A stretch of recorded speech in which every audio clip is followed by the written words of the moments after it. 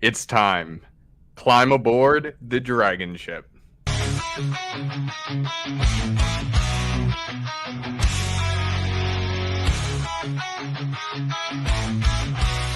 Through the white thunderstorms, we ride on the back of our dragons in a fearless ride. Sons of Thor, hearts made of fire, conquering lands, fueling our desires. Roaring engines and lightning in our eyes. United we stand, our strength won't compromise. From the east to the west, we sail every road with our warriors. Never feel alone, landscape of freedom. Beneath open skies, the promised land where our spirits arise. We battle the storms and tides of the sea.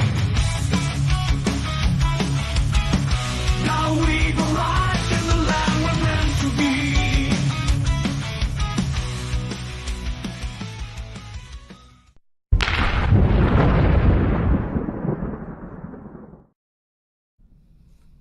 Oh, awesome. It's another fantastic Saturday with the DragonShip. And I have a full panel today. Look at this. Look at this crew. Today we're going to be talking about controlling time, like Doctor Strange on the thumbnail, and how to master time management. It's something that we've all had to learn to be successful, but we don't always focus on it. And sometimes there's blind spots that we could improve in our own time management skills. So, just going around the horn, we have a god amongst men. Thor, how are you doing? I'm living the dream. What an important topic, Huds. I mean, really, time management, this is a skill that plugs right into a man's primary agency, which is his problem-solving skill, which is the most important thing that a man can ever develop. I mean, show up early, stay late. The ability to work time is, I mean, it's magical once you know how to do it. And when you lose that ability for some reason, such as illness, the annoyance is insane. So, I mean, we have the monks that chant the Ohms, and it's all about time and space. It's the time management thing here can never be underestimated. What a great topic. Thank you guys for bringing it on. I am doing fantastic. Posted the book in the chat. We'll chat later. Let's go. All right. And we got Tarl, Yes, Viking sir. Paradigm. How are you? I'm good, man. And once again, like Thor said, problem solving and time management for part of that problem solving, it's more or less a tool in the toolbox, right? You controlling your time, how you spend it on anything. Doesn't matter what it is, entertainment and all that stuff. You know, we'll get into it, obviously. But yeah, very, very important. Good stuff. AJ, how are you doing? I am doing fantastic. Pretty much got the confirmation from my manager when we were talking last night or the other night about time that I do have the promotion. Just got to wait till October for that to take effect. Time management is important for my job because I deal with critical facilities. So I deal with the internet. If I'm not managing my time, there's a good chance that people could lose a lot of stuff. Kind of like how CloudStrike just took down half the internet the other night. That was wild. Absolutely wild yesterday. Oh, and Mr. Mike Steele, when it comes to time management, I'm pretty sure you were doing some stuff in record timing the other day. How are you doing? Don't say the C word ever again, AJ. CloudStrike? It's actually CrowdStrike, but we won't get hyper technical today. Anyway, I got a great story about time management from less than 24 hours ago that we'll definitely get into when we start talking about that. So, just kicking ass here in Vegas and just trying to keep up with the world crashing and burning all around us.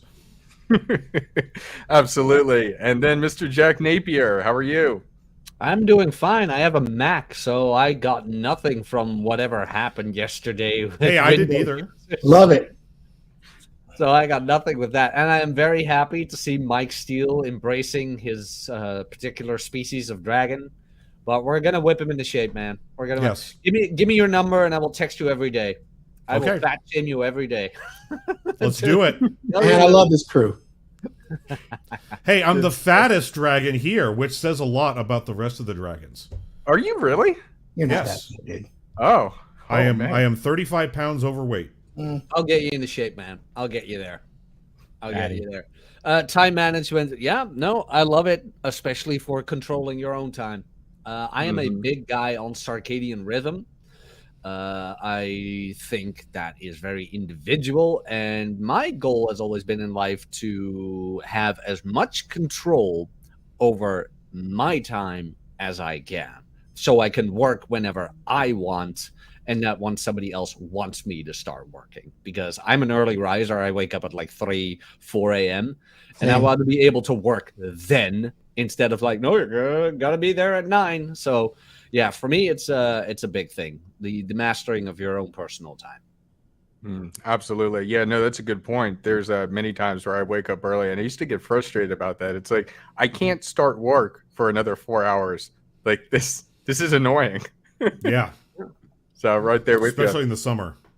Oh, yeah. So Nuke. Oh, no. Yeah, Nuke, how are you? How are you doing? Doing good. I'm doing good, guys. How are you guys doing? Doing fantastic. Anything new in your world? I just hit 13,000 followers on Twitter and 1,700 on YouTube. So I'm doing all right. I'm doing all right on Twitter. I'm causing a lot of havoc, but it's fun. Yes, you are. Yep. It sure is entertaining. All right, and then we've got a special guest. We've got Kevin here. He's from My Men of Now community, and Kevin, you can go ahead and introduce yourself. I thought it'd be a great addition for this talk on time management. Yeah, and I appreciate you having me. I want to thank all you guys for including me on this. I live the unable to have a bad day mantra. You know, bad things might happen to me through the day, but it doesn't cause me to have a bad day. But time management is so important, especially for us that manage careers along with side businesses or multiple businesses. It's almost a skill that you have to master to be successful when you have multiple things going on, whether it be personal or business.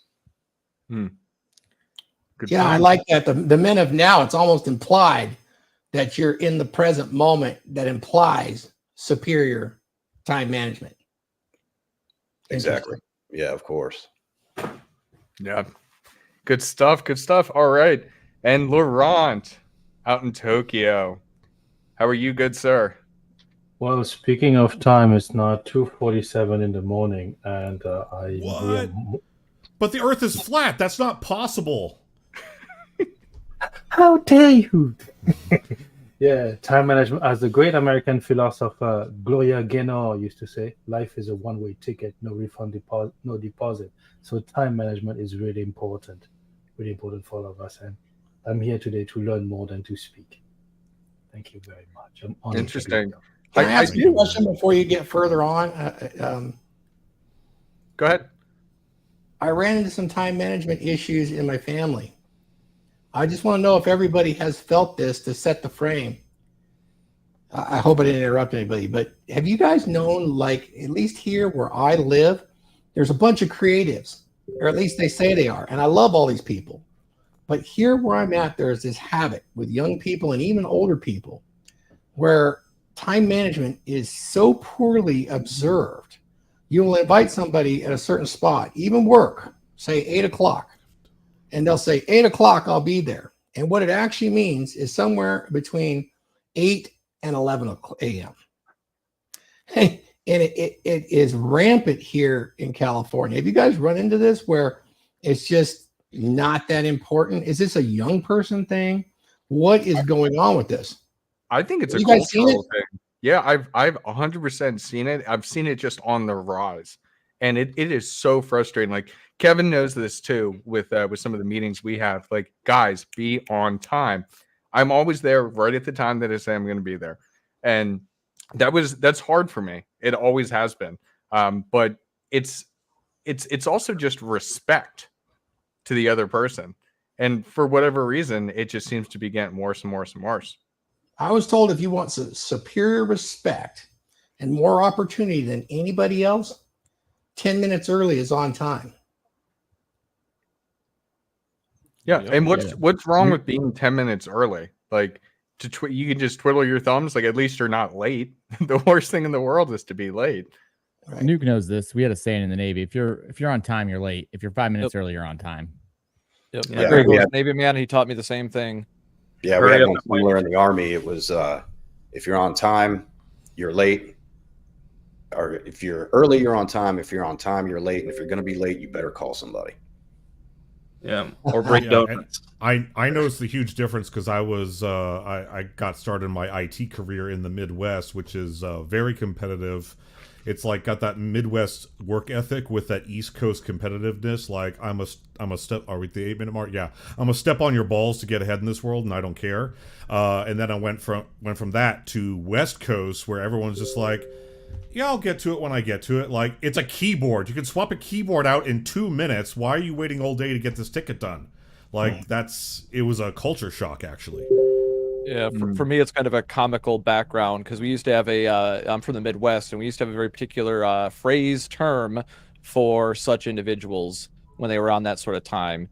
They're on that weed dealer time. The weed dealer. That's what they used to always say, or that's what we used to fresh and say. fit Like, time? when somebody, yeah, well, that's people make racially motivated jokes on fresh and fit all the time. Oh, they're on it's Miami time they call it, but people refer to it as a particular other group of individuals, right? You know, and it's just like, well, and I've been down there, so I know that has got nothing to do with any of that. It's literally a logistics for them because they run such a high caliber show. Right, Thor's been there. He's seen it. Anybody who's been in the studio has seen how things really run behind the scenes, and they're always late because of logistics issues. It has nothing to do with them being lazy or anything like that. Well, But haven't you heard? That's different. Haven't you heard, Tarl? Research has come out suggesting that being on time is white supremacy. Oh yes. No way. That is No. the narrative. Yes, that is the narrative. That is, time is a construct of the colonizers. Huds, you didn't know this? Dude. They tell you this in university. If you This is attended real. gender diversity and gender study class, you know any of these classes that they teach in universities, you would know this, Huds. See, Yeah. that's woke, Huds. not racist. Bigot. It's human supremacy. No other animal does that. It's human supremacy. Yeah, because no other animal has the means to accurately track time. I think We did bees that. do. as I think a bees do. means of what? Problem solving. Primary. So we knew what the time of the day was. So men developed a way of like, okay, well, the sun does the same thing every day. That's a consistency, right? So let's see if we can use that to track and measure and figure things out. And we can figure out like how long something takes, like say cooking. Like, oh, if we cook it for this long, does it make it safe to eat? If we cook it for this long, do we still get sick? Like basic things like that. But most people won't think of time management in even those rudimentary terms. But that's where a lot of this stuff gets convoluted today. Most of it is people just need to get back to basics. Like Huds was talking about, basic time, manner, respect, right? Having respect for another individual's time makes you respectable. That's where, a lot of people get twisted. They demand the respect, but they don't do anything, even on the basic behavioral level, to earn it. Yeah, And shout out to our ancestors. Think how many thousands of your ancestors had to die to figure out how long to cook that meat. Or who had to go through hours of dysentery-induced sickness. All those Possible. mushrooms. They had to figure that all out and then pass the knowledge down. It's like, 1 in 100 mushrooms didn't kill someone from our tribe and didn't give me the shards, so we can actually eat this one, and then pass that knowledge down through their descendants. That's amazing. I love that. Shout out to the Then they figured Incas. out Real which one quick they history fact. The Incas were the ones that domesticated potatoes. Potatoes are a nightshade plant. They are a poisonous family. That's why you don't eat green potato skin, because it's got alkalines that will literally poison you with alkaline, which is a battery acid component for anybody that doesn't know, right? So alkaline batteries have alkaline in them, and if you get too much of it, you die. So if they didn't eat the poisoned potatoes for thousands of years, hundreds of years, and figure out, okay, this one's too poisonous, and to selectively bred, oh, this one's less poisonous. And now we have potatoes. Shout out McDonald's and fucking French playing the fries and long all this game. stuff. They're all over. We got potatoes everywhere. We eat it. It's a problem now, right? There's a reason why that plant was poisonous, because it knew it was tasty. Oh my God. I have no idea how we're talking about battery acid potatoes. I think we kind of derailed. So let's pull it back. Back to problem solving, right? Aaron Clary said this on Rule 0 earlier today, is that in order to solve a problem, you have to correctly identify it, And that comes back down to time management, bringing it full circle, and assessing the environment and using your time to assess it correctly and not waste time assessing factors you don't need to attain a informative piece to make a decision. That's important. Makes sense. All right, so I'm gonna go into some of the questions that I had today, and first off, I kind of want to understand everybody's individual, kind of day-to-day time management. And I actually, Nuke, I want to start with you because I know when it comes to social media use, when it comes to like Instagram or Twitter or YouTube, like you're constantly involved. The fact that you have grown your Twitter to the point that it's at, you're always like doing that, but I know that you're not focused on it all the time. For me, it became overwhelming to like task switch, so to say, from doing that and doing other things and not letting one thing completely consume or distract my time. So what does your day-to-day look like? How do you manage all these different things? So I am I have a job where when the work's done and the work's done. So when the work's done kind of job, you can kind of get everything done early. So it motivates you to wake up and get everything done. You're not like at an office job where you're just waiting for the day to be over so you can go home. I'm just, when the work's done, whether it be 16 hours or 2 hours. So what happens is I still block off 8 to 4 to work. And since I'm done with all my regular work, sometimes I just start tweeting and start writing or start making content or writing scripts and stuff like that, because I just treat it like a job. Like social media, if you got to have fun with it too, because that's what keeps you motivated, but you also have to treat it like a job, and you're self-employed like anything else. And you have to kind of realize that you have to catch yourself when you get into arguments, when you get into long discussions. You have to realize that there are certain ways of social media that pulls you in to where it's not profitable for your time. And there's certain ways that'll pull you in it will help you, right? So you have to stop taking it so seriously what people's opinions are, and just kind of learn like, hey, what are the pain points? I have to hit the pain points. I have to create engagement. I have to piss a couple people off. I have to write or quote tweet or create some kind of aura or a brand online, which people like. And then when the 4 tweets I have for the day are written, then I leave. And then 2 hours later, I see if they've been cooking correctly. And then I respond 3 or 4. You just got to become methodical. Basically, if you become methodical with your social media, you'll save a lot of time. Makes sense. Yeah. I like how you separated it, where like your workday 8 to 4, and you're not even really thinking about social media or anything like that until I guess later in the day. Yeah, I mean, Twitter, most people will look at your tweets either 10 a.m. in the morning ish or in the middle of the night where you're sleeping, because the other half of the world is seeing your tweets, and you'll get a couple more engagement that way. But for the most part, just be methodical and realize that you just got to be strategic. Just treat it like any other thing, where you're just looking at what's the pain points and what gets people riled up the most, and be creative. Like, your content is king. What you talk about is king. You can't thumbnail your way into being a good content creator. You have to provide value. Ooh, And nice. Hold on. Is that a jab at me for my thumbnail creations? Oh no! Everyone has to make a thumbnail on. If you make content, you have to have like a mark, like a face of your product, right? So you have to spend a lot of time on your thumbnail to make it good, because that's like the packaging of your content, right? But if you want good audience satisfaction when they open that packaging and you're like not delivering what people want, then regardless of how good your thumbnail is, you'll get a lot of clicks, but people won't like your content and stuff like that. So it'll create bad audience satisfaction. So the most important thing is to save time and not be drawn in by social media, is to limit the amount of apps you use. I mean, this is what I do. You guys, I'm sure you guys have your own way of doing it, but what I do is I turn off notifications on everything, right? and I realize who are the people's texts that I have to answer today. Obviously, work. Even my mom. I only answer my mom's text if at the end of the day, right? Unless it's an emergency. My mom and my dad. For people like for work, it's like I need to answer right away. But everyone else, it's like when I have a moment and I'm not doing anything, because that's how I get pulled in. Like someone like Jack will show me a meme, and I'm on Instagram looking at 70 memes, and I'm like, "Fuck! I wasted an hour." Not that it's a waste of an hour, but like you have to be careful. Like social media is designed to keep you on there as long as possible. Same thing when you swipe on dating apps. You'll be like, "Hey, I got a match," and then you'll swipe for another 20 minutes because it's like churn marketing. Like it's like a slot machine at the casino, right? You win once, you think. And the same thing with social media.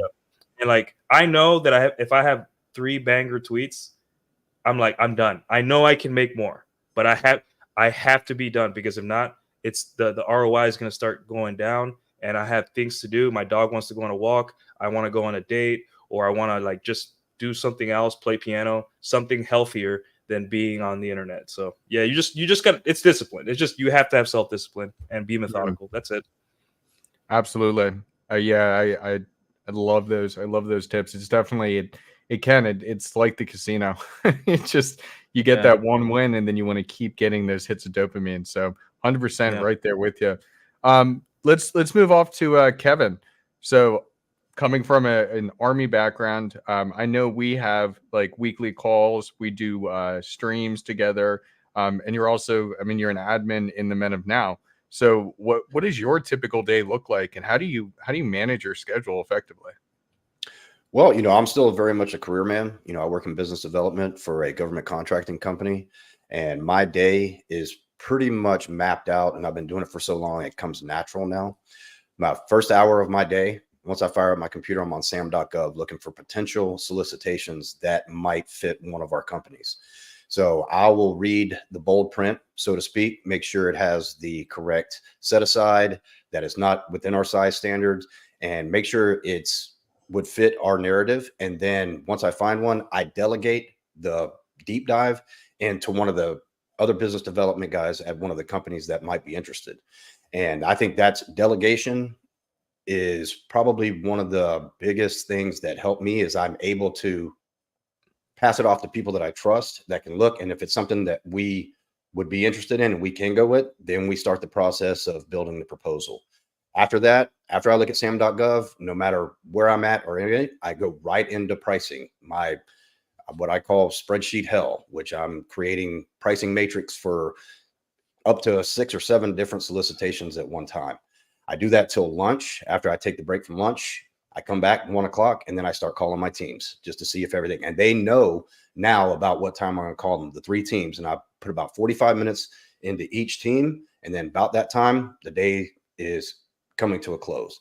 And one thing that helps me a lot, like I said, delegation is something that's key. If you try to do everything yourself, you're going to overwhelm yourself. And setting that schedule, sticking to that schedule, and learning how to say no. If somebody comes and when I'm doing something else and tries to pull me something else, I have no problem with telling them I can't do it right now, and stay on my focus. And that's what helps me get through the day. I like that, delegation and saying no. Now, when it comes to delegation, I think one of the biggest misconceptions on delegation is that everyone tends to think that you need to come from a place of authority to delegate, when in reality, delegation, it's just asking the question. That's the first piece, is just asking the question. And I think a lot of times people are too scared to ask for help or ask somebody to do something because they're scared of the no, yet they themselves have a problem with saying no. So what is that fear really?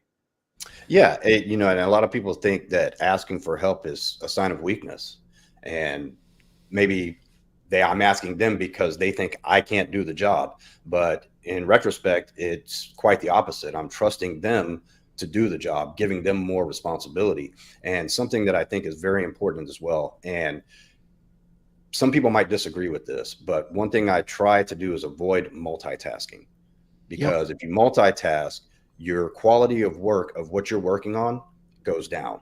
So 100%. when you've got something, that's why the schedule is so important, and sticking to that schedule. Now, you might have to deviate, but avoiding multitasking is probably one of my keys that makes me successful.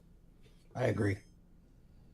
Yeah, It's a good. I'm point. a big fan of priority lists myself. I create a bullet point list and prioritize it, top down, and what needs to happen sooner rather than later, and then just go from there. Everything falls into place if you create that priority list. It's what I taught my girl how to do shopping better. Like, make a list. Like, you're confused about what we're getting because you're not making a list.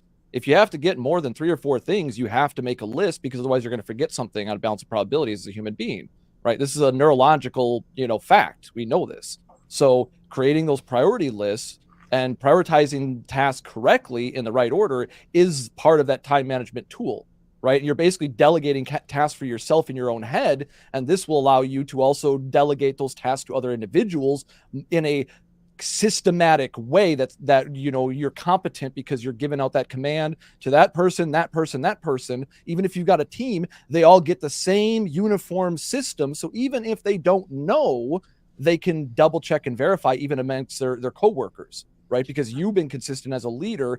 Everybody knows what the team is. Everybody's on the same page, as the saying goes. Yeah, I think creating a list is huge. I know that they've said before, like at the end of a day, if you write down your to-dos for the next day, it puts it out of your mind, like subconsciously puts it out of your mind. It's right there, and then you can hit the ground running the next day. And Not my magic. Yep. yeah, and I, as stupid as this sounds, even though I pack the same exact things almost every single time I travel, I still will write a list, a fresh, brand new list, before I go somewhere every single time, so that I can make that packing process like 5-10 minutes, instead of just the way my brain works. I get easily distracted. I'd wander around and it would take me like an hour to pack a simple bag for like a 3-day vacation, which is ridiculous. But I get distracted. So now, writing that list, as soon as I need to then take that later action, which is the actual packing, it's just like, boom, rapid fire, done. Yep. So I think that's a great point. Creates a focus point for you, a mental focus point. And the thing is, even if you don't look at the list a lot of times, because you even went through the process of making the list, you'll remember the list more easily. That's correct. I got quite a few tips here from experience over the years, if you guys want to hear it when it's my turn. Absolutely, Thor. Go ahead and hop in right now. All right, I'm going to start really with, like you said, the night before. I always will stock up on these sort of notebooks, guys, and I will buy these 4 color pens. I know this is basic stuff, but trust me how important this actually is. You can color code your timing. These notebooks are available on Redbubble, and they're printed in Rule 0 and in the DragonShip cheap. You can order a bunch of them. Just use them up, write them up, okay? I will write 5 items at night, okay? The first thing on my list always is going to be my traits and behaviors and skills affirmations for the next day. That's it. And then I've got 3 items to deal with. I may only do 2, but one of them is going to be organize something. Move something somewhere, somehow. The next one is physical activity. And the next one is to consider timing of everything I'm doing, whether it's meals, shopping, anything. That's it. So I will sit there the next day when I wake up, and I'll have my coffee. The routine is everything when it comes to time management. I will go through and I will read to myself these traits and behaviors. I talk about the skill set that I need ingrained. And the reason I do that is it introduces belief in my subconscious, and it doesn't know whether this is not happening or not. I have a superior physicality, psychology, presence, problem-solving skills are superior, prosperity, power, passion, and I'm in the moment. This is important stuff. It goes right into the core 4 that you have. But even more important than that, you want to also use the traits and behaviors and put those into your head. Believe it or not, it's going to help tremendously when you start doing time management. These are masculine traits. They're in my book. They're in the quick references. They're there just for you to repeat in the morning to set the tone. It is, I have honor, strength, self-discipline, mastery, ownership, conquest, emotional regulation, superior durability, resilience, foresight, perspicacity, leadership of the inspirational type, respect, ambition, superior time management, pride, competitiveness, aggression, capability for violence, adherence. I am adventuresome. I am subtly risk-taking. I am stoic. I have mystery. I have superior discernment when it comes to the day. I am able to reflect, and I am able to channel passion, compassion, accountability, self-validation, and I'm able to validate others with congruence, stewardship, and awareness. I will leave people better off after meeting them than when I found them. That's just putting stuff in my subconscious for the next part. How I set up my day is I have 2 cell phones. I have one that's my business phone. This is for business. It is business wherever I do it. My voice, it always goes to voicemail, and it says on the voicemail, I answer phone calls and texts twice a day. Here's the times. If this is an emergency, call my personal number and leave this message. I will get back with you as soon as possible. And so that reduces all of those things. Also on my email messages, I leave a message. I only check email twice a day, 10 a.m. to 10:30, and then at 3 to 3:30, and I respond afterwards. You will not get anything other than that. That frees up a crap load of time for me. Do you guys understand that method? Yes. And Can it's confirm, upfront and guys. direct. Huh? Can confirm. He means what he says. Like if I text Thor at like 7 a.m., I don't hear back until later in the morning or that evening. And that's because of he sticks by it. He doesn't make an exception just because you're his friend. But it's not disrespectful. If he needs me, he calls the personal one. We're going to talk. I mean, that's what that's for. So that's important. It's important because, boy, you can build some bonds by just showing that level of respect. The next thing is when I say I'm going to do something, I always do it or call. It is never left undone and unsaid. If I show up, I better show up or I'm talking. I will move mountains, earth, doesn't really matter. If I say it, it will happen, it will pass. And you know, I will go out of my way to make those things very, very right. So that's part of, I know it sounds like time management, but then you have the notebook with your 3 items. Organize my phone desk. I mean, it's that simple, something once a day. Make sure you do your arms at such and such time. Once you develop those routines and you start doing it, that's good. Spend a half hour and do mindfulness or read some of Eckhart Tolle's book in the moment or in the now. Some things like that are very, very useful for time management.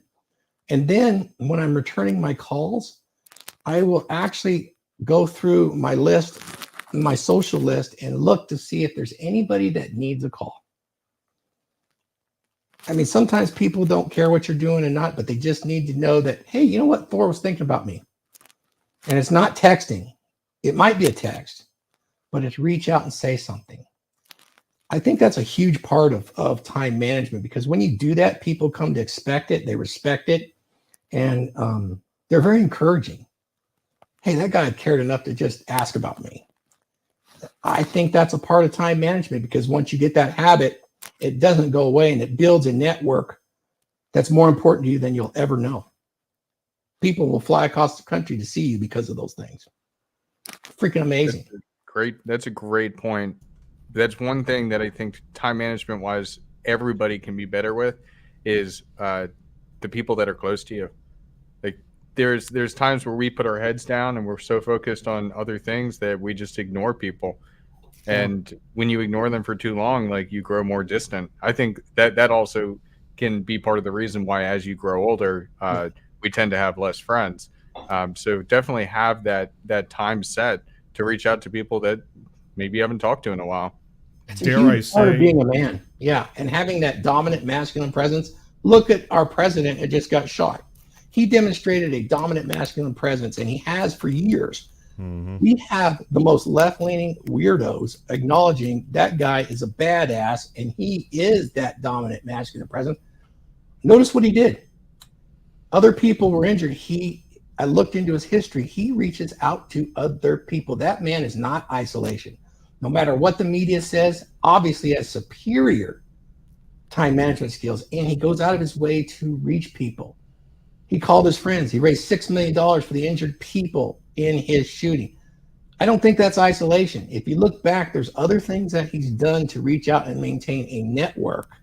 Even if it's people you don't like, the network is maintained so when things happen, he is bolstered and strengthened in his time management. Things get done for him. And that's another important part. Somebody said leverage other people. It's not about leveraging. People want to do things for you when they respect you and they like your method. It's a mutually shared benefit. I mean, the men of now understand this too. They're right now with each other. Kevin can attest to this. And when you have a brotherhood like that, you're so much stronger, and that's a huge part of time management. I can imagine Kevin, if he made a commitment to his men, it will be made. If it wasn't his men and it was some strangers, you could do the California thing, right? Maybe I'll be there in a few hours. But yeah, it's a big part, that network that you build. Anyway, I wanted to mention that about the president. What a shining example beyond alpha and beta. Don't get hung up on that. Go beyond it. Yeah, to build yourself up into a position where you never even have to say the words "I promise," because simply saying "I'll do that for you" is the same. And dare I say it, Thor, when you're talking about like maintaining contact with people that you care about that are important to you, it almost sounds like spinning plates, but just socially rather than romantically. Am I right? Yeah, and they don't even have to be people you care about, but people that you generally like or would like to like. You're going to open that door. And then the more you engage, the more it rolls into the time management. It'd be amazing at some of the conversations I had with people that you wouldn't even expect. You know. I wanted to add that let's not forget about certain hacks that that creates time, right? For example, meal prep. Meal prepping will open up so much time. I know, Thor, you have videos and content about meal prepping. And that opens so much time for you as a man to not worry about how you're going to feed yourself, or go the easy route and have fast food. So you're killing two birds with one stone. You're defeating the need to go out and feed yourself shitty food, and also saving lots of time as well.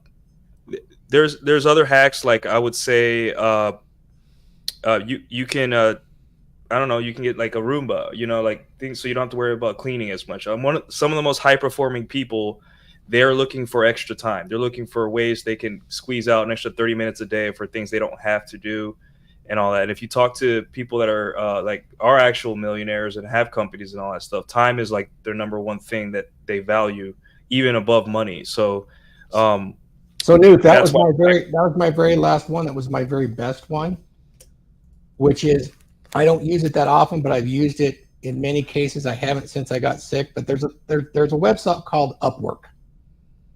Do you guys understand what it is? I think I've heard of it. Isn't it like a gig site like Fiverr?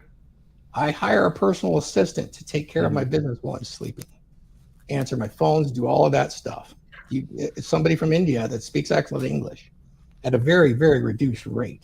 I am trying to explore how AI can replace that. I haven't gotten very far just because of my circumstances, but you can use that as such an amazing, you can leverage hiring a personal assistant through Upwork to take care of time management stuff. I mean, some of them are so good, they will code for you. They'll do your spreadsheets for it. They will do things for you that is amazing, where you can pay them a fraction of what you will be paid for that work. Especially if you're doing SEO or social media. I mean, when I'm doing that, that's on my list, but I will only subscribe 1 hour, whether it's posts, it's video content, but that's because of my circumstances. That will go up. I mean, look, the guys built me this studio. I'm going to need to broadcast. It will happen as I recover, but I will get that personal assistant. I just wanted to mention, Nuke, that hiring a personal assistant overseas through somewhere like Upwork is absolutely tremendous. I actually have a Facebook page that has 193,000 linemen on it. This is from my old business, and it is managed by a personal assistant that I hired off of Upwork. So anyway.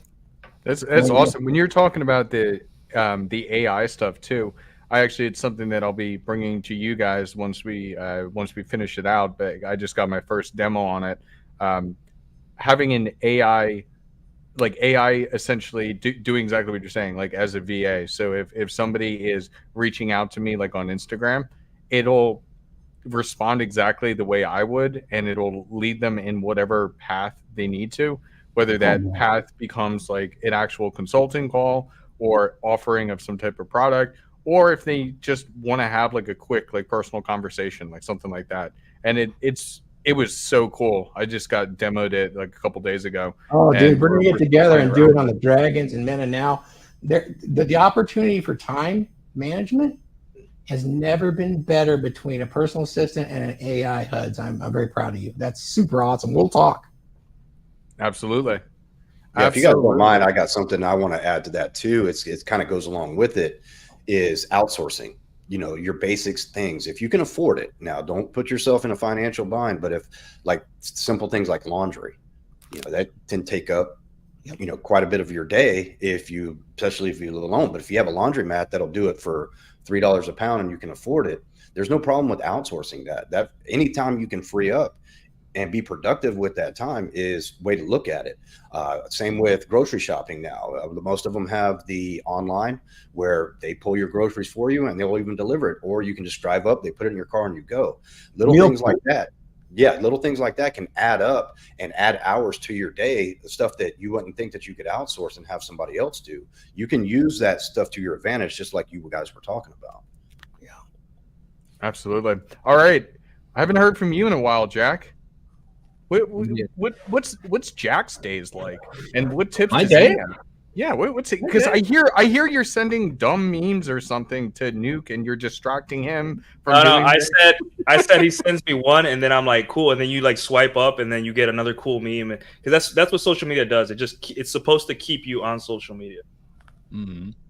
No, man, I wake up at like 3 or 4, and I have my morning coffee, and during my morning coffee, I am on Twitter a bit. I write on Substack, and I do that until I finish my coffee, a full pot. Then shower everything, go to the gym, shower again, eat, and after that, I've usually done everything that I need to do, because like what I need to do always happens during the morning coffee, so that I have the day off, kind of thing, where it's like, okay, we have done everything that needs to be done. Everything is in place. Okay, good. And then I have a stream that day or I don't. And on working days, it's kind of the same, where I don't work out, but I have my morning coffee, do the Twitter thing, do the Substack thing, go to work, 8 till 5. No, yeah, 8 to 5 or 9 to 6. Do that, but I just make sure that the online thing is always done. The pot of coffee is always prepared the day before, so when I finish it, I make a new one right there. What else? Dishes. I have this, like, I'm very minimalistic, so I only use one plate, one fork, one knife. So if there's any dishes or whatever, that is done within 3 minutes? Okay, that's pretty ridiculous. Yep. Are you serious? Yeah. I done. One of each. I do all that too, Jack. I mean, take a look. This is time management extreme. Can you guys see? There's my meals.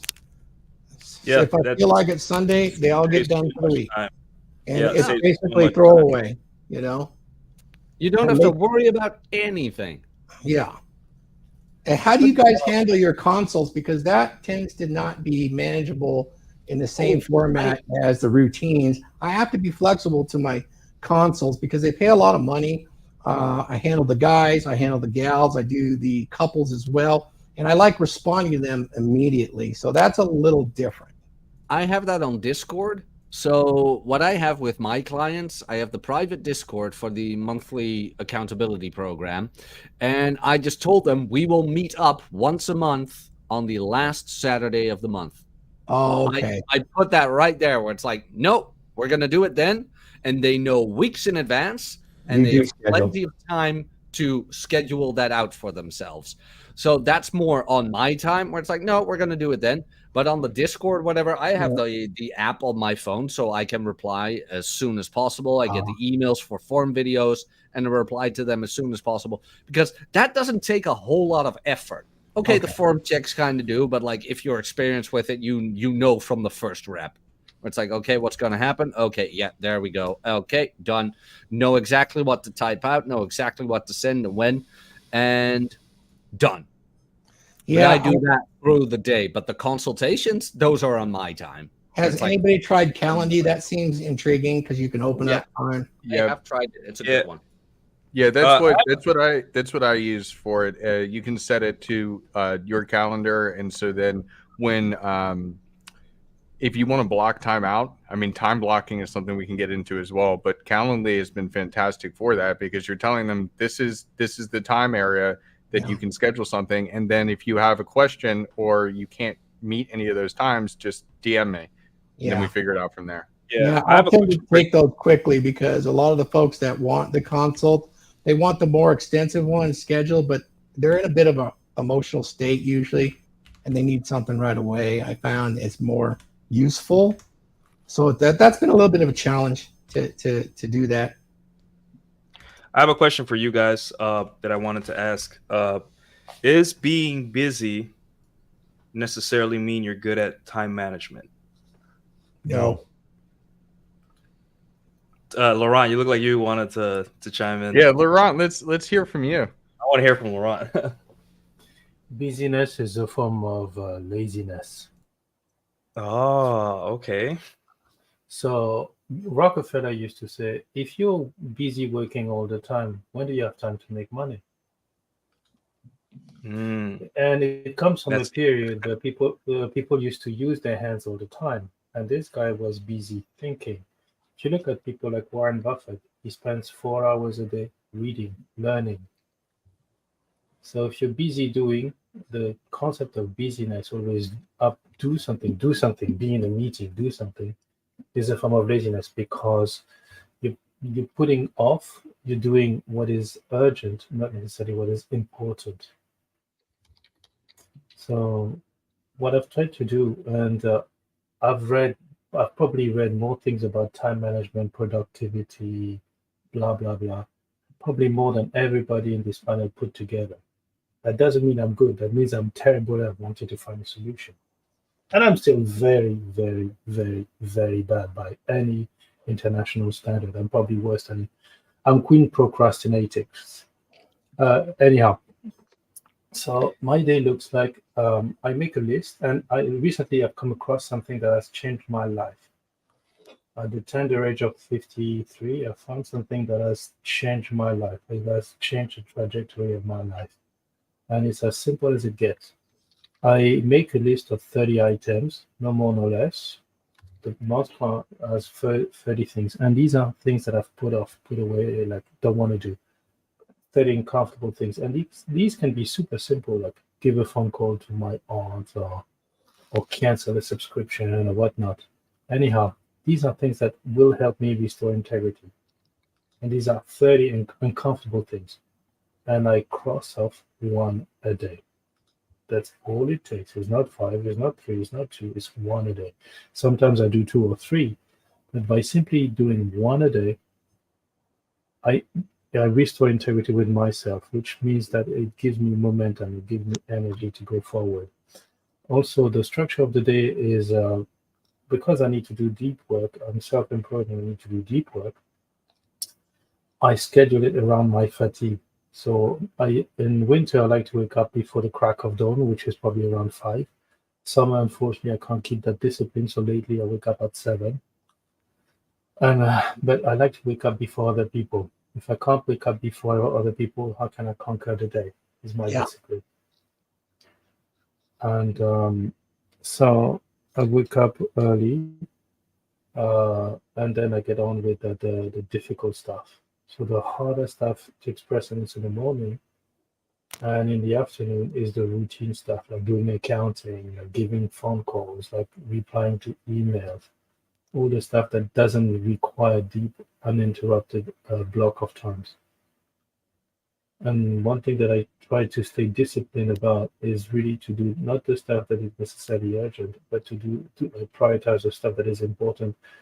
Maybe 6 months to a year down the road, I try to work backward. What is going to change my life? What is going to have the largest impact? And I try to prioritize from that.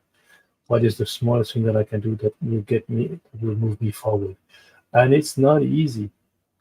I swallow yards of shit after yards of shit, but that's my routine.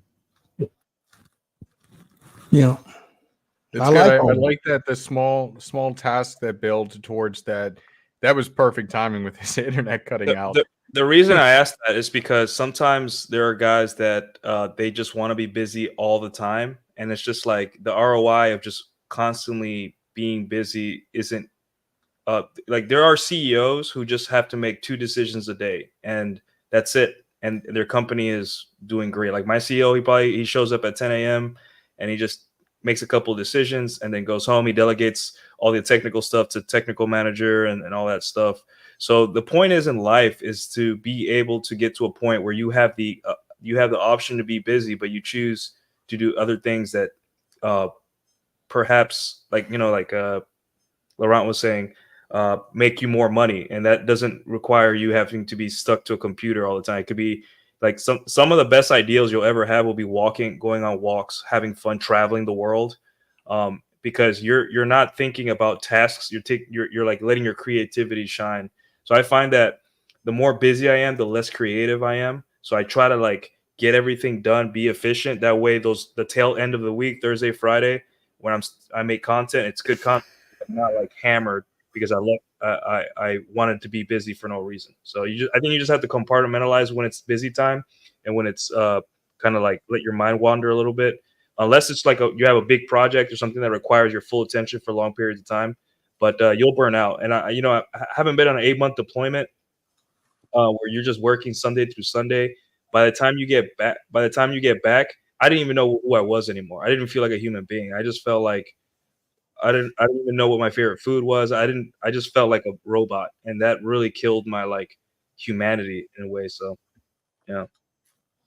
I find it interesting that as you kind of go up that corporate ladder, a lot of what a CEO's job is yes, those high level decision making, but it's just relationship management. So a lot of the times, like as you're saying, comes in at like 10 a.m.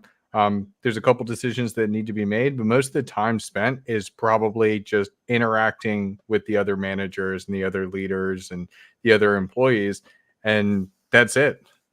It really is crazy. I mean, I've just experienced it myself, like going through this whole like career path in the corporate world. So I find that interesting as well. Like where you end up spending your time, you delegate the actual like work, and then you're spending your time building that team so that it is cohesive. Yeah, look at the CEO of Barstool Sports. I have a friend that works for Barstool Sports, and I asked him, "So what's his Dave Portnoy? What does he do these days?" He's just like he's the face of the company. He just does things to kind of like market the company and build relationships with other people, and that doesn't require you to be 24/7 on a grind anymore. You already did the grind part of your career. Every career feels like they have a grind part, and then there's a part where you just kind of become you step into a role that doesn't require as much time, but it just requires more expertise. Like for example, in my industry, if I go on a site and I look and I say, "Hey, you need to tighten that screw," and that fixes everything. I fixed $1 million piece of equipment with just 2 button presses, right? That took years to be able to get that knowledge, a lot of grinding to be able to get to that knowledge, to be able to look at something like that, press one button and walk away. But now in this part of my life, I have expertise where I get to choose how much time I spend. And really, it doesn't take that much time to make the money I want because of the grind I did earlier in my life. Yeah. There's one thing I'm missing that Thor hit up on. That is the 4-Hour Work Week by Tim Ferriss. You guys ever read it? Yep. Yeah, I know you have. Getting a virtual assistant, things like that. Tim Ferriss' 4-Hour Work Week. The book is longer than it needs to be, in my humble opinion, but it is a great book for the time management. His whole outlook on this was that you want to be able to, and it goes back to Stephen Covey's 7 Habits of Highly Effective People as well. Ooh, good book. You want to be able to get the most important, most effective activities out as soon as possible.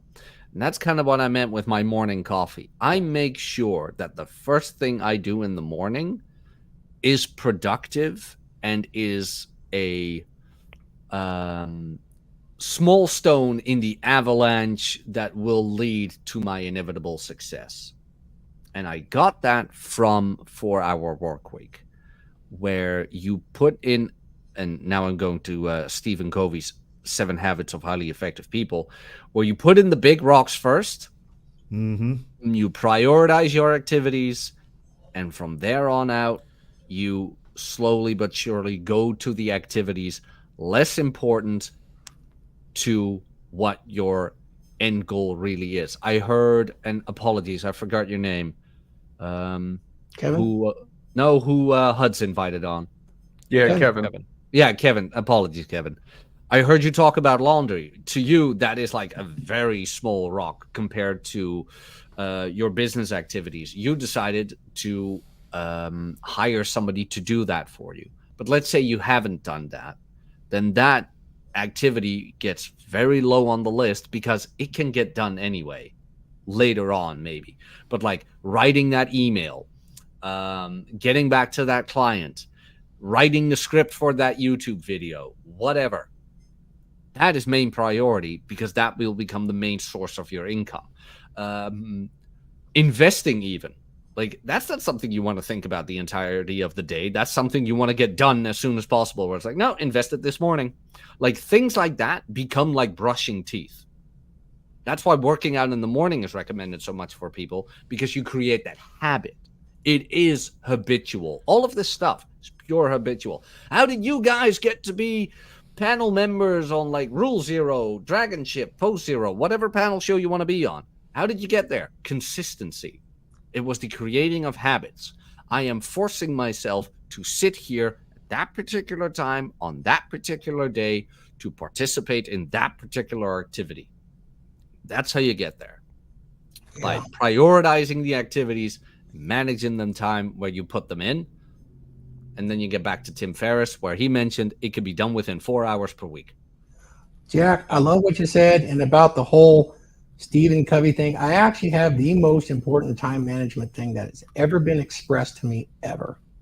This was given to me by my father, Odin, literally. And the question that you need to pose yourself very regularly is, how do you eat the elephant? One bite at a time. You eat the elephant, son, one bite at a time, and you do not start with the tail. Odin, why? Why would you not start with the tail? Son, Thor, because the tail tastes like shit, you lose your appetite, and you won't eat the rest of the elephant. That is the best time management strategy ever. You just start tackling it one bite at a time.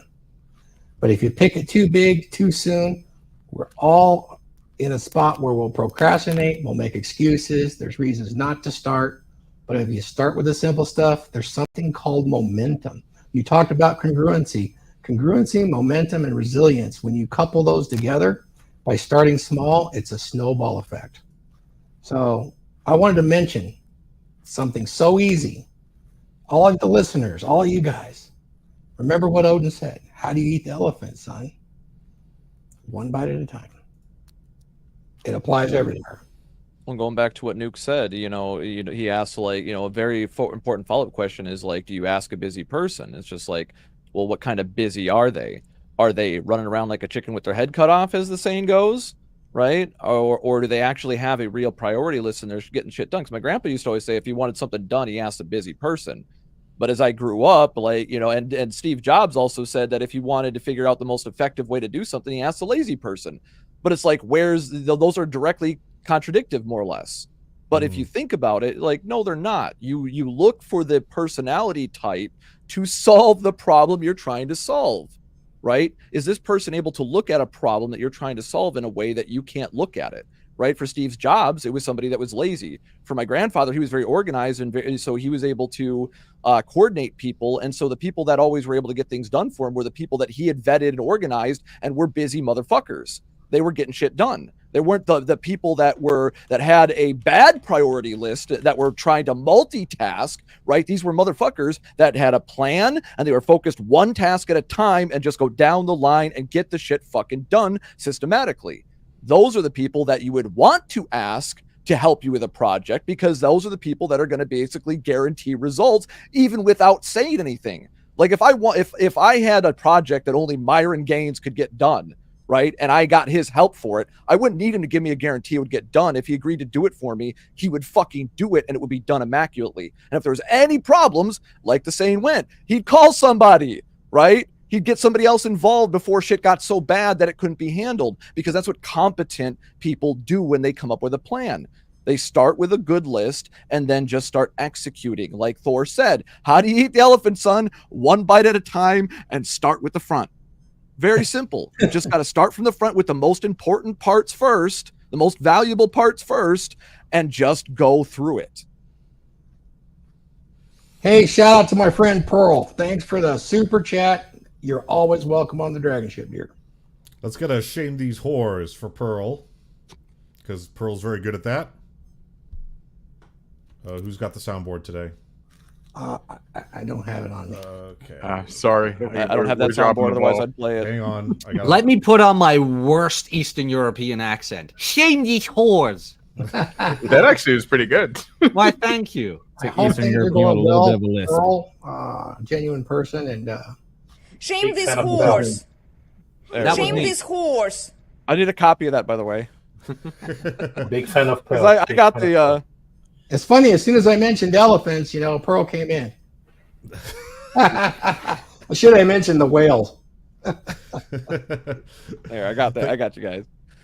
Guys, if I may, real quick, I want to go back to what Nuke was saying. Well, earlier about busy Let's people. the other super let chat. Mike go 1st. Mm-hmm. Yeah, let's appreciate our supporters here today, and then we'll get right to you, Kevin. Thank you. Sure.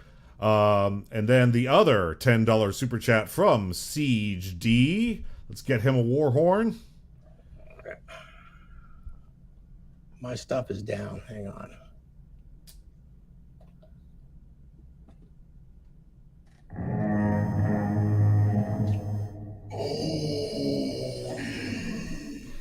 Thank you very much, Siege D, for the $10 super chat. Shite! Got to return to Glenn's production of Men Pod Work. Skull to Huds, Viking Paradigm, AJ, Jack, Newt, Laurent, Mike Steele, Hal, Kevin, and Thor. You see what my Viking kettlebell workout routine so far? I did. I have it saved on my phone. Siege D, proud of you, son. That's been my thing for a long time. Can't wait to get back to the slinging those hammers. All right. Good stuff. Good stuff. Thank you guys. Really, really appreciate the support. You guys are what keeps us going, and we just love it. Kevin, you had something you wanted to say? Yeah, I wanted to touch on something that resonated with me when I believe it was Nuke talking about busy people.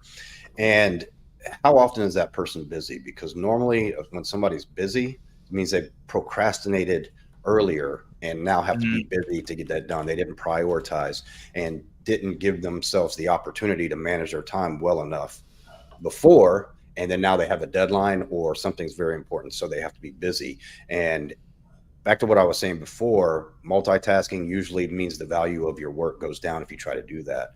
And that's all I wanted to touch, because it resonated with me. Like, how often is that person busy? Are they always busy, or are they just busy 2 days out of the week because they fucked off Monday through Thursday or Monday through Wednesday, and then now Thursday and Friday they have to bust their ass to get the things that they could have done little by little throughout the week? And I see a lot of people like that, especially in my profession on my teams. A lot of guys that just because they get it done on Thursday and Friday, they wait to get it done on Thursday and Friday instead of doing it up throughout the week.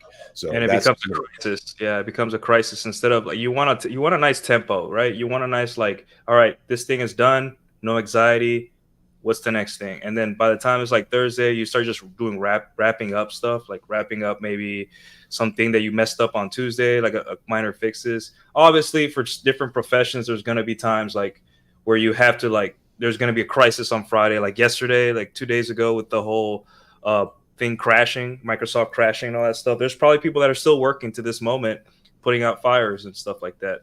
But for the most part, you don't want to back yourself into a corner. And that applies to like meal prepping, that applies to your chores, that applies to your relationships, right? If you promise someone that you're going to do something with them or for them, if you don't prioritize the other things you have to do first, you're going to let them down and other people down.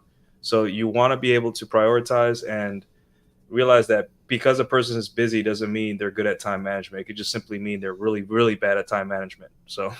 Yeah. Hey, Pearl just sent another super chat. If you want to put up $50 from Pearl, guys, I'm going to give her an Odin, but I want to make a statement right now. Here I am sitting in the belly of the DragonShip. Keep in mind, I also have a full set of flensing knives and harpoons. We could be fully self-sustained on Beluga for months here on the DragonShip. Pearl, thank you again for your support. Here we go. Captain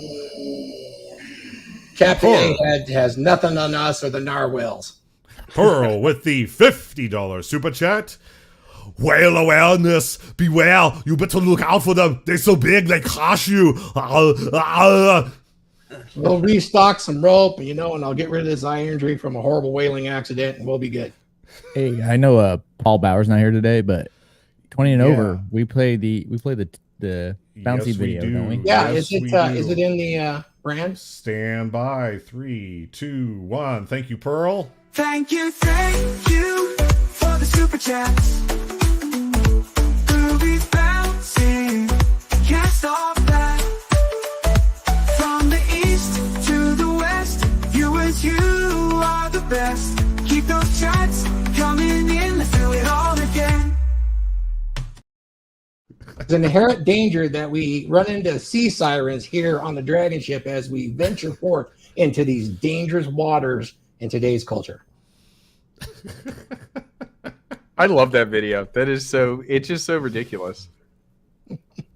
I wish Glenn was here because I'm all about whale wars, and whale wars this year. I'm missing my partner in crime, and that is Glenn Lawrence. Text him. He was online a while ago. I don't know why he wouldn't. He just had his 40th birthday and invited him back. He said he'd come. I tried giving him a call yesterday, actually. But weird. I'll get in touch with him soon enough. I got to shout out to Glenn. Let me just take a moment. Guys, Glenn. Yes, Pearl, I was attacked by whales. But you know what? I love whales. Whales are a wonderful creature. And I have utmost respect for what they do and how they can do it. Them and the hog planets too, and the dumpster rhinos, love them all. But Glenn, when I had to go to the hospital, dropped everything in his life and came to help Missy because I was incapacitated, and he did that for 4 days. And that's an extreme shout out to a very honorable man. He didn't have to do it. Thanks, Glenn. So Pearl keeps interrupting the show in the best way possible. Thank you, Pearl, for the $20 super chat. Oh my, oh dear. We're getting a. I'll use that $20 to buy some HRT ropes. We have plenty of flensing rope on hand for the next hunt. But were you ever attacked by a? Thank you so much, Pearl. I was attacked by a whale. They're dangerous. They're absolutely dangerous. Luckily, whales are so fat, the whale missed. God bless everyone. Wow. Oh, I love it. I love it. But did you know, by the way, like hippos are seriously dangerous? Oh, yeah. Hippos are the most dangerous animal. I was shocked about that. My dad went to Africa a couple of years ago. He's like, yeah, they have hippo alerts. I'm like, what? They run super fast. Only animal on the planet more dangerous than hippos are mosquitoes. I thought buffalo are pretty close too, right? Yeah. Crocodiles and I was so surprised by that. It's like well, in terms of deaths to humans Yeah. right? Yeah, That- because people that's- think hippos are gentle giants, so they get too close. Isn't it dogs? They get Dogs trapped. isn't it dogs are the second most biggest killer of humans? Could be. I mean, I I'd know have to look at an owls are updated pretty list. high up there. Maybe that's outdated stat too, but I Definitely remember a few years mosquitoes. ago I heard that. I mean, look up Africa's deadly dozen. I know that the hippos are very, very close. Of course, here Yeah, in yeah. America, it's just dumpster rhinos, but Okay, That's how what's you a catch dumpster rhino? STDs and the European STDs. here, the European here wants to know what's a dumpster rhino. it doesn't take a genius to figure it out. Go to any club. Oh, okay, I got you. Okay. Ooh. Go to any It's club. like the go, it's out like the back, Bremelos. go out back. No, let's not. No. Okay. Your culture is so expressive. Here, this is probably a better way to put it. A prime candidate for a slow Tuesday. Wow. Yep. Yep. A very nice personality. A very nice. A very nice lady. Not necessarily a nice personality, but a fun enough personality. Bless your heart. Kind of Yeah, thing. I guess so. Yeah. Equipped I know with a Jack from the wonderful South. snot pocket. Just love it. It's good stuff. Savage man. You Thor like the savage. descriptors right there, Jack, you know? It's like I said, I'm learning all kinds of new things about American culture. This is correct, by the way. Shame these hordes. Name those I snot am pockets. later now. Well, what are your pronouns? Your Majesty would suffice. My lord works too. Yeah. It's a good. Oh, funny stuff. Caddy. AJ, we haven't heard from you too much. I want to hear your perspective on like what the daily life of AJ looks like. How do you manage your time? Do you have any type of recommendations for people? And I know one of the things you've been doing right now is you got some 3D printers, and that takes a lot of time, right? How do you manage that? So with the 3D printers, the way that the resin machines work is they build from the bottom up, and they have like a little elevator that goes up, and it moves 0.5 millimeters every layer, and it takes 3 seconds per layer. So when you start talking about prints that are like 5-6 inches big, it takes a while. So usually I'll set those up and I'll let them run through the day while I'm doing my other stuff. As far as like my general day or a little tool that helps me out, your phones, people. Use your phones. If you have an Android, you have a Google account, obviously, so you get your Google Calendar. I put in everything in there. Like it has it notify me every week that, hey, we got DragonShip. I have a notification that goes off at 12 p.m. I have my alarm set for 3 p.m. now that I'm back on night shift. And that gives me enough time to get up, take care of what I need to do, head to work, and get to work at a appropriate time. And then first thing I do as a senior technician for my shift, and now soon to be a lead technician, is I check my emails. First people up is my day shift supervisor, night shift supervisor, and manager. Check their emails first. And then I go check to see what else is going on. Get a turnover from the guys who are off shift or getting ready to come off shift. And then we have this nice little program provided to us from Salesforce called MCIM. That's where we have all our change requests. And I check the calendar to see what change requests are due that day. So that's pretty much the day of me. And then I prioritize which goes first. And then once everything's done, there's a lot of time to teach the junior tech on the shift with me, who's apprentice /L1. And then I also do a lot of watching YouTube. Can I say something about AJ? AJ is going to start mentoring guys.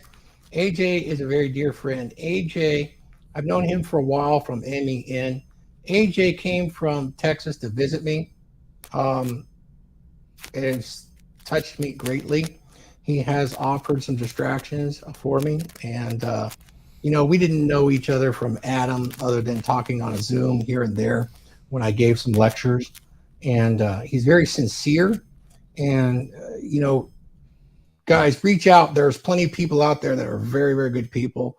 AJ, I appreciate what you're doing with the printer to help distract me. Not necessary. I didn't ask for any of it. You're just that kind of guy. And I'm going to shout you out here on the DragonShip. You definitely pull your oars and hold your shield. Greatly appreciated, son. Whoop. Thank you.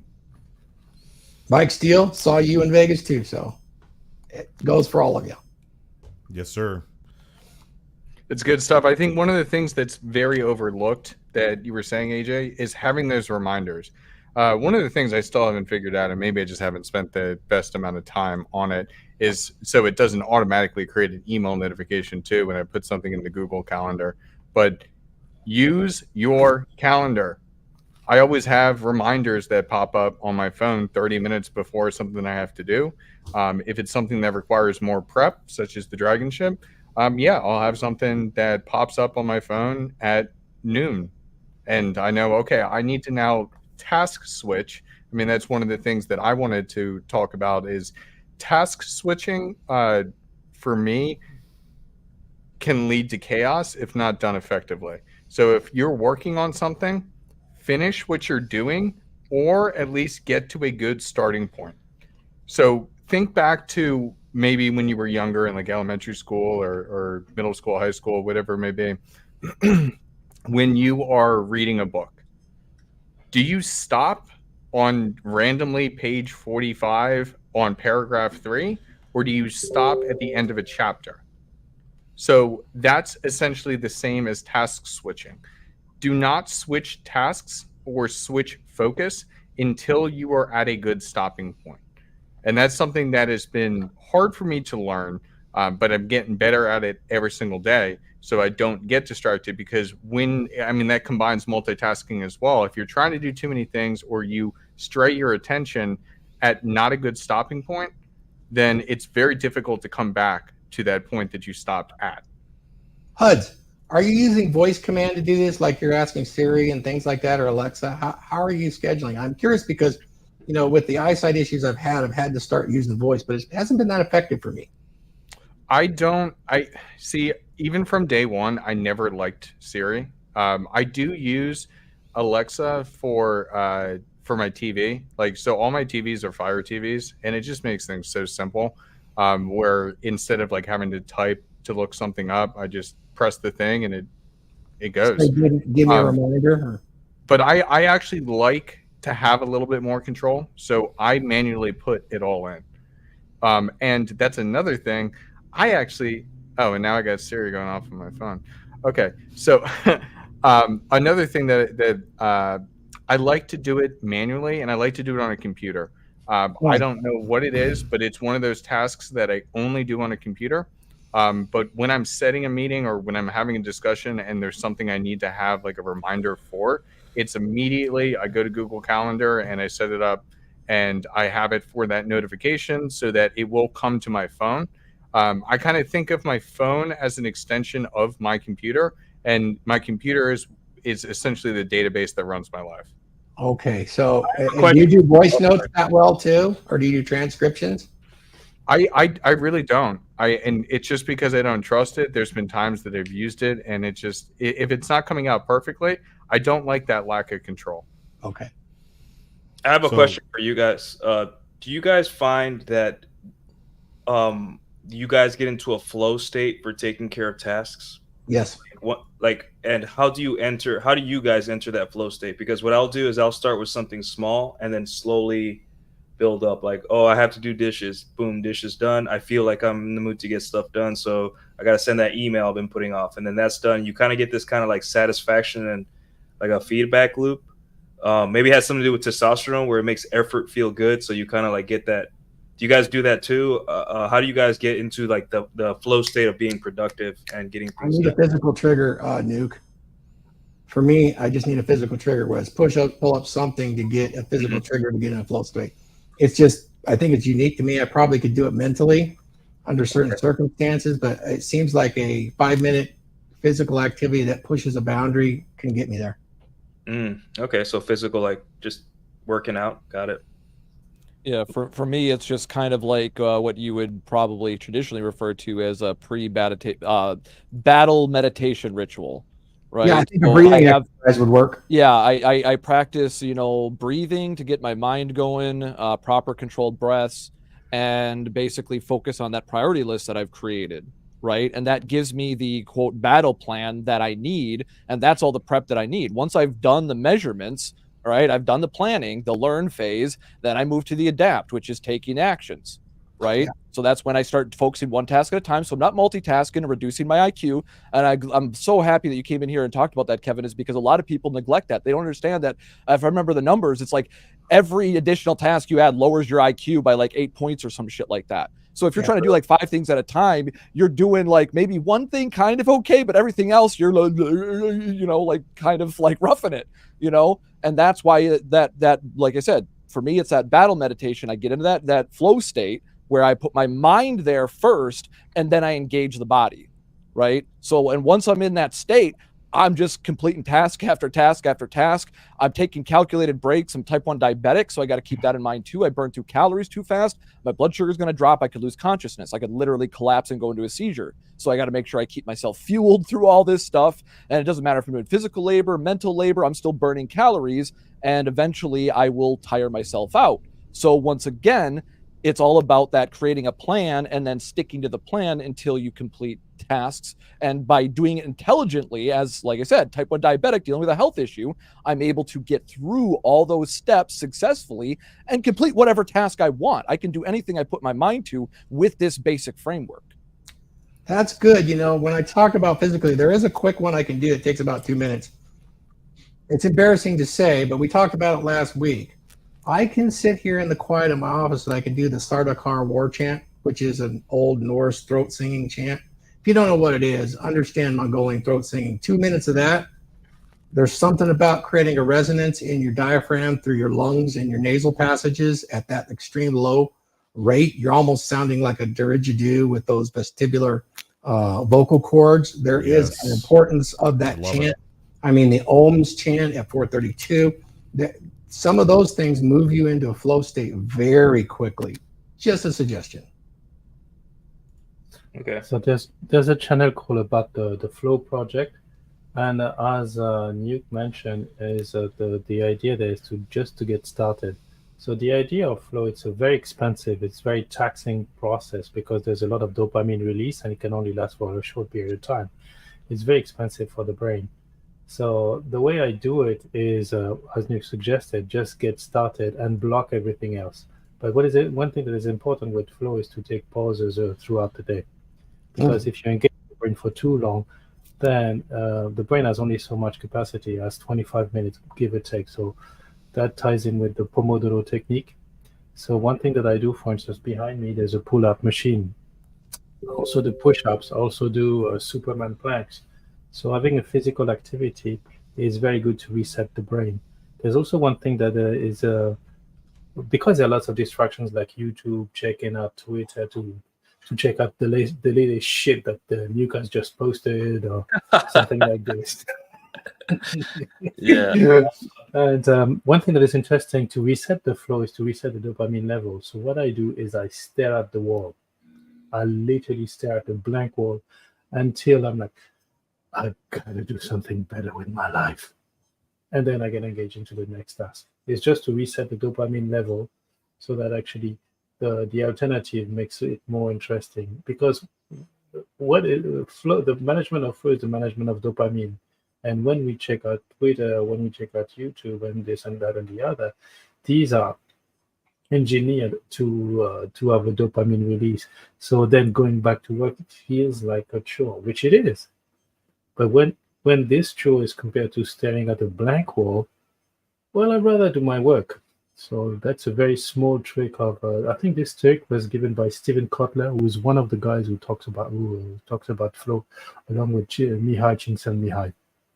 Yeah, that makes a lot of sense for me. Laurent. Thank you, Man. because that's like a mental palate cleanser, right? I know in cooking, like they do palate cleansing in between tasting, and that sounds like the mental equivalent.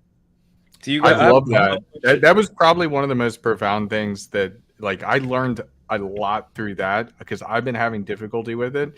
Especially, thank you, Laurent, for getting me more into stock trading. And then I'm like doing the stock trading, and I'm like so focused on that. And then when I'm going from that, and I'm excited, and I'm making money, and all that type of fun stuff, and then I got to like go back to like regular work. It's hard. So I'm definitely going to try that out, like to, cleanse the palate and pull that dopamine away by staring at a wall. Because if I'm not even if I'm not like looking at the charts, I'm still looking at my phone. So I'm constantly distracted. But looking at a just wall, something blank, probably would work a lot better. One thing I do want to share, like kind of with what Thor was saying when it comes to a war chant. I forgot how powerful this was. Not that I'm doing a war chant myself, but music. I am a huge fan of EDM, and Tomorrowland Belgium is going on right now. So yesterday, in my work day, like when I saw that, it was at like 10, 11 o'clock in the morning. I went and put it on my speakers, and oh my God, did it just completely change my mood. It got me like, I just got so much more done, and I wanted to get things done. It was almost like seeing, when you like, it's just a beautiful day. It's cloudless. You're walking out into the sun, and you're just like, today is going to be a great day. Yep. That's what happened for me. It opened everything up. Sound, music, and chanting, it cannot be underestimated in time management and setting those habits. It's unbelievable how good it actually is. There's definitely esoteric parts of it and, sacred geometry, the whole thing. But here's the bottom line. That kind of breath work, those kind of sounds, they work. They work. And if they work, that's rule zero. It's useful. And something that I've done, guys, is use the power of daydreaming to your benefit instead of wasting time. And here's what I mean by that. And this is a real example that came into play 2 nights ago. By the way, your computer sucks. What I had ready to go when shit hit the fan last night all over the world is I have my servers that I'm responsible for and the computers that I'm responsible for sorted by criticality. And so I have different view panes depending on what I'm doing, and one of the view panes is critical response. And by hitting that view pane, it shows up a custom sort list of the servers and the workstations organized in criticality from tier 0 to tier 5. And so when I knew something really bad was happening, I hit that tab, and all that prep work that I did, because what I did was I daydreamed, I imagined in my head, how do I need to respond to a critical site-wide or corporate-wide event? And so I daydreamed it in my head. What are the first things I'm going to do? Well, if I'm going to handle the DHCP and the DNS server first, well, then they should be at the top of a list. Oh, maybe I should make a list. Oh, I can sort things in a list in this software in any order I want. And so by sorting them in criticality, not only do I have the top servers first, DHCP, DNS, the file server, the print server, the SMTP relay server, the VPN authentication server, all those servers I have listed at tier 0, and then, of course, tier 1, tier 2, 3, and so on. But I also had my computers sorted a certain way. So guess whose computer is tier 0? The president of the entire company. And all the other senior executives, their computers are tier 0, followed by IT. And so you sort it in such a way so that you don't even have to think. You already see in front of me ahead of time what I need to address first, and that was done because I daydreamed a critical event. I daydreamed a disaster and how I would respond to it so that I could respond to it faster because everything was all ready to go. Yeah, so instead of fantasizing about something, which is what typically people do in daydreaming, you were strategizing and planning about what do I do in an emergency scenario? And you were preparing for a situation that was realistic. It wasn't just based in fantasy, and you weren't plotting on anything bad. Yeah, that is a very valid use of planning, because I do this as well, right? Yeah, it's like whenever I get moments like that where I can just like blank out, I try not to focus. It's the same thing as whenever I get bored. When I was like 14, I made a resolution rather than when people like, oh, I'm bored. Rather than entertaining myself, I made a very clear delineation in my mind. Rather than entertaining myself out of boredom, I will educate myself out of boredom until I stop being bored or get sick of learning. right? And I haven't gotten sick of learning. This is why I'm like an autodidact. I just constantly learn things because that curiosity never went away. I just started learning how to solve different problems, and this is what I do all the time. If I ever have those daydream moments, thank you, Mike. That is valuable. It's something I do, and I would recommend other people to do, but I didn't even think about it until you said something. Is daydream for scenarios, go over my plan, and not to an analysis paralysis point. There is a line to this. I'm assuming you don't want to take this too far. But the idea is that if by double checking your work mentally, when you do have a moment, rather than just like going off into la la land or something like that, you are reaffirming your plan of what you're going to do, just like taking notes about, hey, this is my to-do list tonight for what I need to do tomorrow. And that way the next day, you don't have to like, be all groggy drinking your coffee. You get your coffee and you got your game face on. You're just like, yeah, I got my coffee and I already got a plan. Yep. And you're good. Pre-decisions. Do you? Make I have a decisions question. months in advance. I have a follow-up question for you guys. Do you think it would also help if you guys knew yourself and your bad self and our what? We're losing him on the internet. His internet's being choppy. All right, he's back. All right. Go ahead, Nuke. You should be good.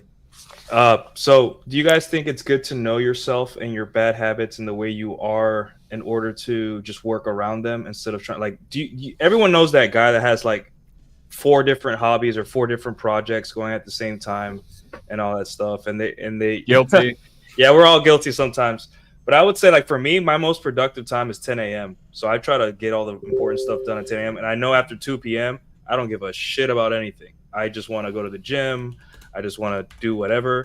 So I think instead of me trying to force myself to change who I am, I trick myself and say, I know that I'm most productive about 10 a.m. So that's when I'm going to do stuff. And then around 2 a.m., I can't do anything crazy. Like, I'm going to be out of it. I'm going to be kind of wanting to go be outside or do something. So I think it's important to know that you are human and you do have times in the day or times in the week where you're like at the peak of your game, and there are times that you're just going to be struggling. And I think just work with yourself and understand where you're the most productive. Oh, I like that, Nuke. Nuke, that's more important than I think than anybody realizes here. That's actually on my agenda right here for a Dragons membership meeting, for a full 2-hour meeting. Maybe I can collaborate with you. I'm working on a slide package just for that. It's not ready, but it is about knowing your weaknesses and leveraging them. And you leverage it with other men. What's that? I love to talk about that.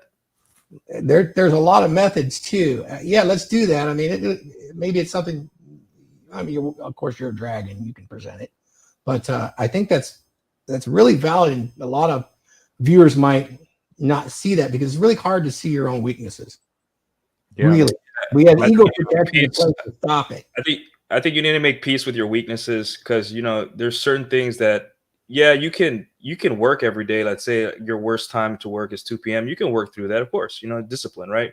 But I'd rather like optimize and be like, hey, 2 p.m. I'm probably gonna be wrapping up silly emails or doing silly things that aren't as important. But at 10 a.m. I want my I want the big meeting, the big task, the big troubleshooting, whatever I'm doing, to be at 10 a.m. Obviously, you don't always have that choice, right? But when I'm in the control of my tasking, I kind of want to do it not early first thing in the morning, but like that 10 a.m. right before lunch or right before the day changes, so I could just be like on top of my game and then kind of like go from there. And I think ultimately knowing your weaknesses as a guy, as a man, it doesn't mean like give up and never try to improve, but at the same time, you got to be honest with yourself as a human and be like, this is where I suck, so I'm not going to do anything at this. And I found a really interesting technique that works over the years when I apprenticed many men, is that I would find a man with a similar weakness and then mentor him out of it, even though I expressed the weakness too. That is a good technique to address it. Absolutely. Laurent, you had something that you wanted to share?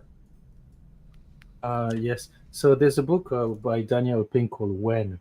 So I try to work around my circadian rhythm. So we are at our peak productivity in the morning, usually straight after about 40 minutes after waking up, 30 to 40 minutes. And as we expand the day, we expand our energy. So this is why it's good to do repetitive, non-brain taxing activities in the afternoon. So usually work your night hours and so on and so forth. It's usually not really good for productivity, unless, of course, you want to write or need some daydreaming time. Also, one thing that I wanted to talk about is like the importance of boredom. It seems that in our modern society, we've branded boredom as something to be avoided at all costs. I personally believe that actually boredom is very, very, very productive, because again, it resets the brain, and also it's like taking, you probably realize that your most important ideas or your smartest ideas happen when you were taking a shower. Like, oh shit, I never thought of it this way, or this, that, and the other. And this is because we engage in something called a DMN, default mode network, which is part of the prefrontal cortex, and this is when it deactivates the ego. It's also part of the flow project. So when we deactivate the ego, we have this higher thinking mode where we can connect stuff, and these usually happen when we are bored. So I highly recommend that you spare some time.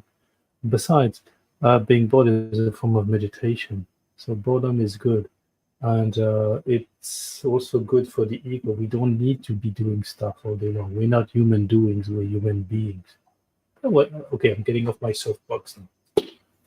Yeah, I love that though. That's something that we always forget. We are not human doings. We are human beings. And that's one of the biggest issues that we have today, is that people don't know how to be present because there's so many distractions going on. Well, that was the point that I was going to bring up, springboarding off of what Nuke and Laurent said, is that it's not like, Nuke, you're viewing this as like a you weakness. But the thing is like Laurent pointed out, like this is a biological like quirk. Right, the same way that you're not going to dream and sleep as deeply if you go to bed after midnight versus before midnight. This is, for most humans, this is like another one of those psychological quirks about how the human brain works, is with the circadian rhythm and all this stuff. It's the same thing. Like they've studied for developmental issues for children in school. Right, they know this for a scientific fact now, that human beings' brains don't technically fully boot up. Even if you wake up as early as like 5, 6, 7 a.m., your brain doesn't fully boot up for like 2 to 3 hours after you wake up. So most of these kids that are doing like these high cognitive classes early in the morning are literally getting their school fucking work hampered, because you should be doing physical activity early in the morning to get your body, get the blood flowing and all that, get a chemical, all the hormones that just got produced throughout the night, got to get distributed throughout your body, get a little bit of food, fuel yourself correctly. This all has to do with being a human being, right? And understanding our neural consciousness, how it actually functions. Yes, you only have so much mental bandwidth you can spend every day. That's why you got to be very careful, just like your calorie intake. If you spend too much mental bandwidth, you become mentally fat, right? You become mentally lazy because your mind is bloated with too much information and it's just flowing over. You're losing stuff. You're not able to retain a lot of what you learn or really take away from it. Like what you talked about before, Nuke, when you were on that grind, that 8-month stint, you came back out of it and you're just like, I don't even know who the fuck I am anymore. That's how most people are in their mental state in their day-to-day lives, because they're so busy in their own fucking head with stupid fucking shit. They tire themselves out and then they can't do anything because they're literally tired before they even start their day, because they don't even know how their own mind boots up and works. Like same thing that Mike's talking about the computers, right? Same thing you're talking about. You know these machines so well, you're able to boot it up and get a system going easily because you understand how the base machine works. Same thing with human beings. When you understand how the base machine works, this is one of those quirks, you will be able to get better results throughout your day. Which is why when I am elected president, federal mandate, school starts at 9 a.m., no earlier. These poor kids, they can't do this. Oh, I love it. All right, guys, this has been a fantastic conversation. And Nuke, I love how you brought that up, because that's one of the things that I deal with clients all the time, is they don't know themselves. So they're asking me to solve a problem that they don't even know why it's a problem, because they don't know themselves. And it's just like that cycle. So I think that actually could be a very good show that we do in the future, how to understand. That's my next one, self-reflection. Yeah, well, I will say, like, it's like people that are fit. It's not that a lot of people are successful not because so much the discipline part, it's because they avoid situations where they could fuck up, right? Like if I have a problem with candy, I'm not going to go to the candy store, because if I go to the candy store, I'm fucked. I'm gonna get candy, right? Same thing with same thing with guys that with alcohol, right? I have like 20 bottles of alcohol here. I can do that because I don't have a problem with alcohol, and those bottles are like a year old. Some of them, I just make drinks from time to time.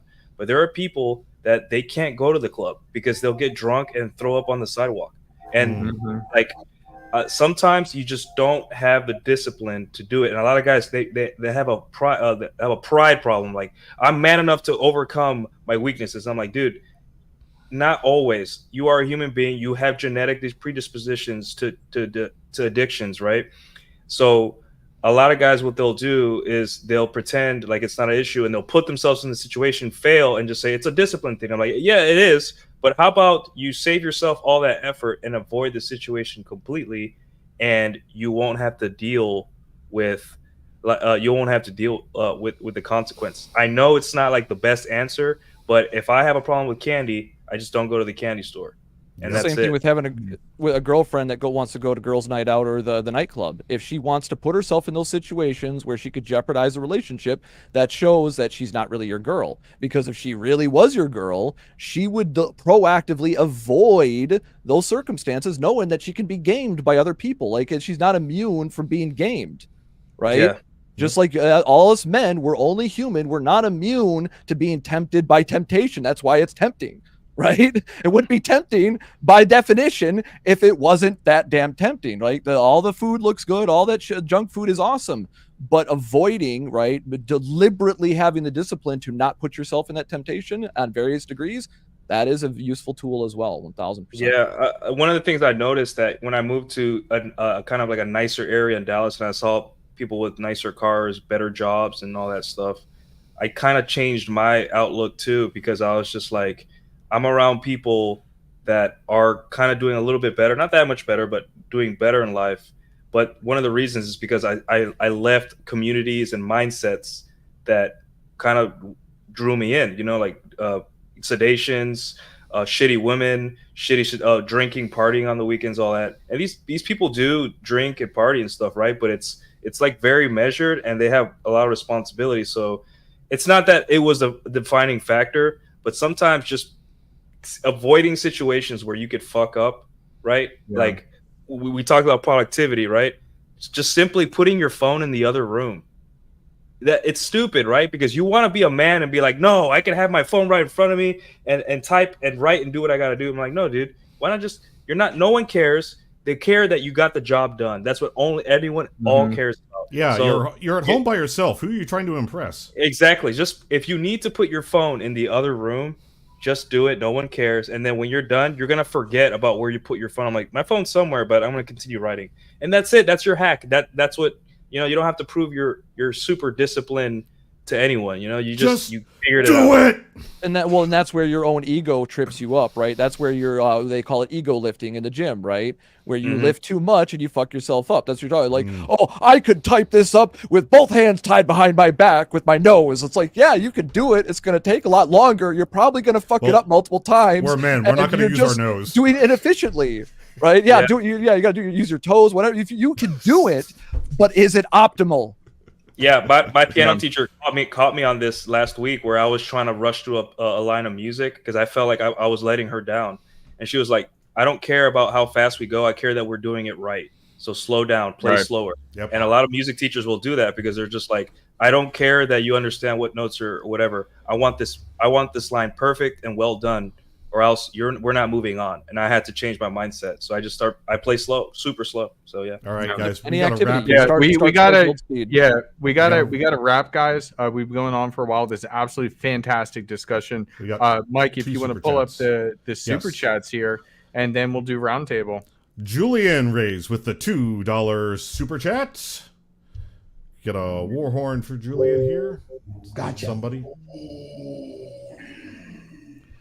Thank you, Julian, for the cause. Skull Whiskey Cigarette. Now, for this next one, we have an obligation. Thank you for the super chats.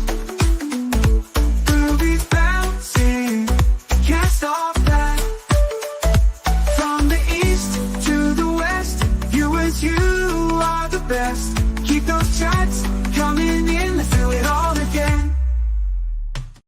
There's only one way to read a super chat like this. $20 from Mr. Boulay and the Department of Numinastics.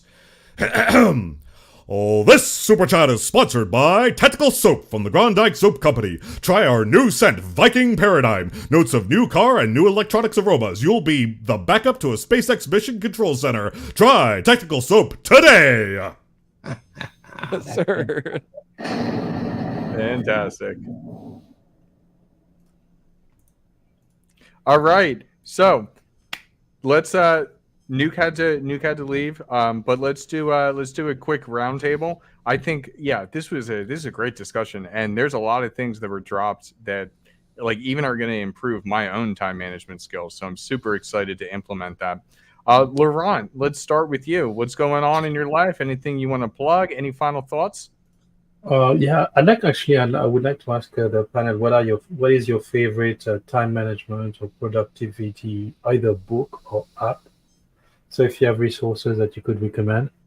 Google Calendar always with the sucker alerts for turned those. on. So yeah, Google Calendar with the alerts turned on.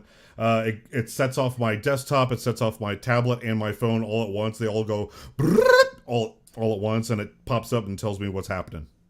Love it. Thank you. As far as a plug, yes. So we've been working with Ryan Fowler on this what is that? Approach Anxiety and Dating Confidence Mastery Program. This is really, really a must-have for a lot of guys because we have a lot of we freeze before approaching women. So this will be released in the next 2 to 3 weeks. Really looking forward to this. It could really help. It could really help guys, especially divorced dads and all the engineer nerds around. So that's what we've been working on. Otherwise, as usual, it's an honor, a pleasure to be around your company, gentlemen. It's early in the morning on Sunday here in Japan, but it's worth waking up to see your beautiful faces. Thank you very much. Oh, I'm beautiful. Thank you. No, Laurent, it's always it's always a pleasure. You are a wealth of knowledge, and I always love having you. Let's move to Kevin. Hey, first thing I want to say, guys, is thanks for having me. It was a pleasure to be here. Great conversation. For plugs, definitely going to plug the Minute Now. If you're not familiar with our channel, go check us out. We're new. We're just getting ramped up. So any subscription, any like on a video, any comment would be greatly appreciated, or any suggestions that we can do it better or worse. And the last thing I wanted to say on time management, it's a forever evolving thing for your personal, and look at it as like a budget. You know, you have to revisit your budget every month to see what worked and what didn't. And so don't be discouraged if you try something and it doesn't work. Just tweak that and try again next month. And time management, if you can get it down right, is going to help you in all aspects of your life, whether it be career, financial, personal life. Having a good management of your time will make you successful. Fantastic. All right, let's move to AJ. I think we hit everything on the nail. It was a good topic. Made me rethink of remind me to update my calendar because I gotta change some things. That's how I've been tracking my inner game July with like the working out and making sure that I'm here on time. Except for today, I was a little late. But yeah, you can find me just right now on X. I took away Facebook and Instagram for a bit. Okay. All right, fair enough. All right, Mike, let's go to you. Man, I tell you, this CrowdStrike nonsense was a lot of fun. But I got my casino up and running in 8 hours. That's right, 8 hours. While all these other companies out here, their stores still down everywhere because their computers suck. And their IT people are not as good as my IT people. So yeah, that's right. Keeping it live, keep the slots pumping out here in Vegas. Today I'm just Fat Dragon. No X today, no Instagram today. I am the fattest of dragons here on the Dragon Ship. Officially 35 pounds overweight. But that's all changing very soon. I'll have a surprise for you guys here privately in a couple days here. Fantastic. All right, Tarl, Viking Paradigm. Yes, sir. So in terms of like tools, like books that I'd recommend if guys are looking to get better at time management, there's two that I found. I've read a few of them. That's Atomic Habits and Extreme Ownership. You took Atomic Habits from me. Great. Thanks, Tarl. Well, that's one of the go-tos. That teaches you how to structure those little like daily habits and stuff like that, and why that's important. And then the Extreme Ownership teaches guys to be more self-reflective, understanding that, you know, information has to go up and down the chain of command, and at the end of the day, it's always on you to communicate and stuff like that correctly, you know, with that competent, you know, task-orientated, you know, minimalistic mindset, just get her done, more or less. Like, a lot of guys neglect that. And those two books, I would say, in terms of like, you know, being self-accountable and being able to take those actions, those would be good places for you guys to start, like anybody watching right now. And if you haven't read those books, I'd highly recommend it because they are very good gems. Now, where in terms find me, I'm Viking Paradigm everywhere. You can follow my YouTube channel. You know, go ahead and subscribe, trying to get monetized here. And you guys know where to find me. I'm here every week on the Dragon Ship. More content coming soon. Still trying to work out the kinks on how to get that going. I'm going to be playing some video games and get shamed by all the red pill masturbators and like, how can you play video games? You're a red pill. Anyway, I digress. But yeah, I'm Viking, and that's where you can find me. Thank y'all.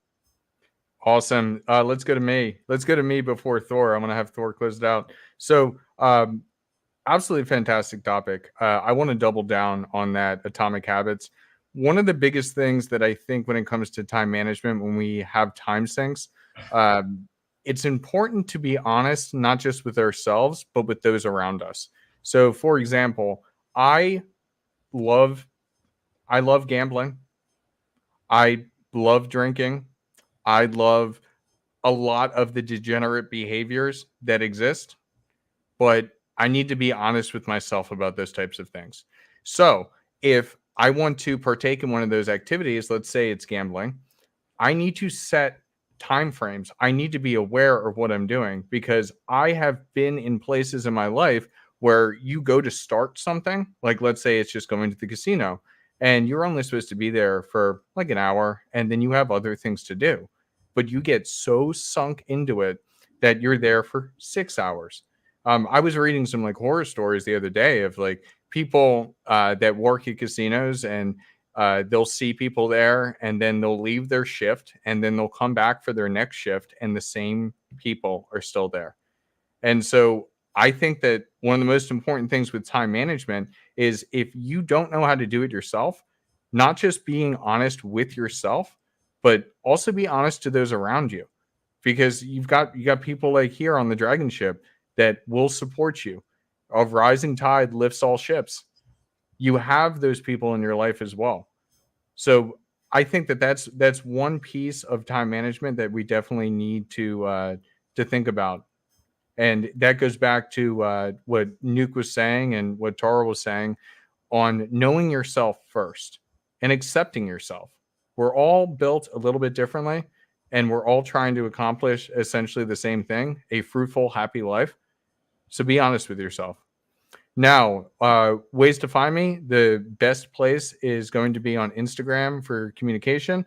I'll throw that out in the chat. If you have any types of questions, minor things, more than happy to help. And then if you want to schedule a consult, you can do so from Instagram as well. Now, I want to end it with Thor, a god amongst men, a master of time management. Well, thank you, guys. I like to say the realistic version of me is a slightly below average god amongst men. However, that's just something to improve my mood every day. And you have to have those affirmations to do that. That's why when I meet people and they ask me how I'm doing, I'm always living the dream, because I know the secret.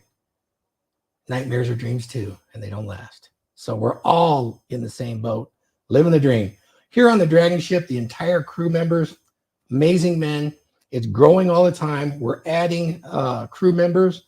And on top of that, I'm going to post in the chat right now. We have a lot of folks in the chat. Guys, you want to take this to the next level where there's no censorship, actually men helping men on every level, is the Dragons Membership Monthly. You guys know I wrote the book on dominant masculine presence. Please check it out. It'll change your life. Those 7 skills are being expressed right now with our leadership that was shot. Take a look at it. It's prophetic. However, you want to take this into your own life and move it forward. We had a discussion on time management. Well, every second Tuesday of the month, we have a Dragons membership meeting for 2 hours. It's a Zoom. We have breakout rooms. All of the Dragons here have presentations and lectures that are practically put into action in their own lives, slide packages, videos, book recommendations, real life stories, and mentorship that is intended to take every Dragon to the next level. And we welcome those guys all the time. Once you're in the chat, you have access to everybody that is in there. We have, I think I have about 148 now. I just posted the affiliate links because every one of the Dragons here is that invested. Please use one of their links and join. It's very reasonable. It's like $21 a month. So if you guys would take a look at the Dragons membership, I think you could support us and you can actually support yourself. And you can start yourself on a path of time management, pushing yourself where you want to go, especially if you're finding yourself a little bit stuck. One of the best things you can do is as you progress through the Dragons, you'll become a mentor of somebody else. And when that happens, you enter warp speed in life, warp speed of success. And that's a pretty amazing thing. I've watched it with many of these men. And I thank everybody in the chat. We have a pretty high number today in the chat watching live. Thanks again, Pearl. I appreciate everybody. And if you do need to find me, it's pretty simple. BecomeDurable.com has all my links in it, or you can find me on Instagram, rp.thor, or you can find me on pill_Thor at X. Guys, skull. Masculinity is in crisis. What are we to do? We need to acquire a dominant masculine presence. Now available on Amazon. Masculinity is in crisis. Men's masculine behaviors and traits have been suppressed by popular culture. Why has it become so popular to shame, guilt, insult, masculinity, and masculine behaviors? After 50 to 70 years of this has resulted in a very large subset of men who have become weak, useless, and crisis. Pathetic state for boys and men that leads to depression and violent despair. A dominant masculine presence addresses this very dilemma for the individual man, and it firmly establishes why this is what is desperately needed by the individual man today. In this book, clearly defined masculine traits and behaviors and the emotional durability provided by traditional masculinity are presented as a guide to what every man should embed into his identity. Putting these principles and behaviors into practice will motivate and direct your path step to step to create for yourself an authentic, dominant masculine presence.